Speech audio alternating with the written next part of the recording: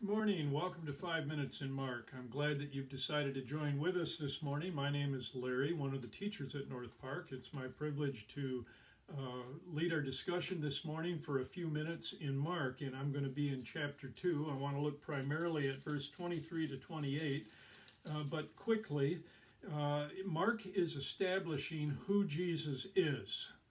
And one of the things that he does is he gives these stories, these quick accountings that bang, bang, bang, he goes from event to event to illustrate who Jesus is. And of course, as Pastor John shared last Monday, we know that Mark got a lot of his information probably from Peter, probably this book written in Rome and probably to the Roman Christians first. And so as he relates this, he mentions the fact there in chapter 2, for the first 12 verses, he talks about the healing of the paralytic. One of the things that he's trying to establish is the authority and the power of Jesus, questioned by the religious authorities of the day. And so as Jesus is teaching and the paralytic is dropped into his presence, he sees the faith and he says, "Your sins are forgiven." He's questioned on that. And so he asks them, is it easier to heal sin or to forgive?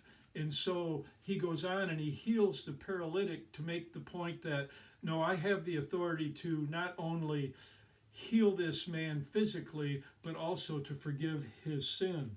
The account goes on from verse 18 to verse 21 to relate the fact that something new is happening, this event with Jesus. With all of the history that has happened in the past with God's interaction with the Jews and with the world and the giving of the law and all that has happened, there's a new thing that's going on. And so he says in verse 21, you don't sew a patch of unshrunk cloth into a garment, otherwise the patch pulls away from it and the new from the old, and a worse tear results. You don't take unshrunken cloth, sew it into cloth that's already shrunken, and then not expect something bad to happen. It's going to tear away when it shrinks. Similarly, with the new wine into old wineskins, when it ferments and expands, the pressure will split an old wineskin because it's no longer pliable. If you're going to have new wine, you put it into a new wineskin. There's a new thing going on here with Jesus.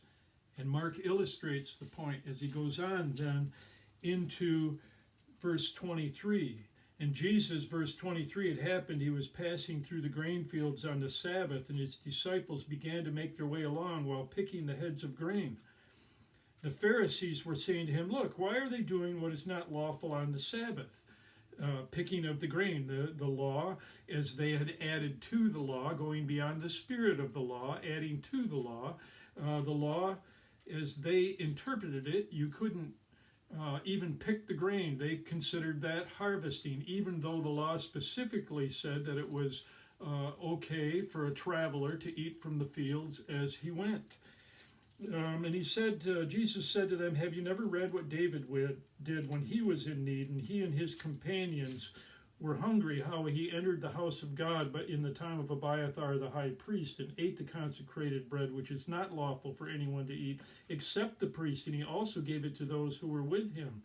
Jesus said to them, "The Sabbath was made for man, and not man made for the Sabbath." Jesus makes the point that even in the original giving of that particular law of the Sabbath was made for man, Sabbath rest. That man is not a 7-day-a-week person who can just go, but that a man or a woman needs to stop, needs to rest, needs to reflect, and to remember who they are under the hand of God. And yet at the same time, in the spirit of that law, the immediate meeting of human needs is a part of what God expects. And so the Sabbath was made for man for all times, not just for a nation, but for all ages. But that in the keeping of the Sabbath even, there is the spirit of the law that says, but even in that, the immediate human need supersedes even that. And so today, in this coronavirus, certainly we expect that on a Sabbath day, there's going to be those that will be caring in our hospitals and in the emergency rooms, that they'll be on station doing their job, caring for people, and that supersedes the giving of the law. And so the Sabbath was made for man, not man for the Sabbath. Why? Because the Son of Man is Lord, even of the Sabbath. Jesus didn't do away with the Sabbath. He clarified it. And the same would go with the rest of the laws and the rules as we would understand them from the Old Testament. It's the spirit of it. And so here's a couple questions. Do you ever ask yourself about the motivation behind what you do for Jesus? That why do I do what I do? Is it so that I can feel like somehow I'm right with him by keeping my rule list?